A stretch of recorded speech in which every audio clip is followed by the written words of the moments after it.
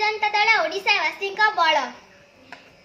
नवीन बाबू ओडिशावासी कौन कौन करछंती? कालिया योजना, विजु स्वास्थ्य कल्याण योजना, मधुबाबू कलाकार श्रमिक एवं अन्य पेंशन योजना,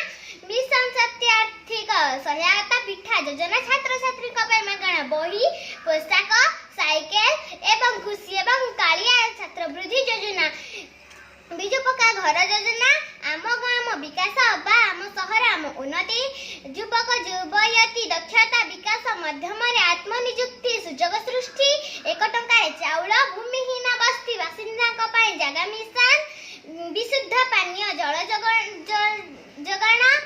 चाष जमी को जलसेचन, रास्ताघाट निर्माण, स्वास्थ्य एवं शिक्षा व्यवस्था, मिशन शक्ति घर निर्माण, युवक संघ को आर्थिक सहायता, भूमिहीन को जमी अधिकार, उन्नत मानक विद्युत शक्ति कल्याण योजना, अधिक धान मंडी निर्माण आहार योजना। ओडिशा विपର୍ଯ୍यय मुकाबिला ପାଇଁ ଜାତୀୟ ସଂଘ ଦ୍ୱାରା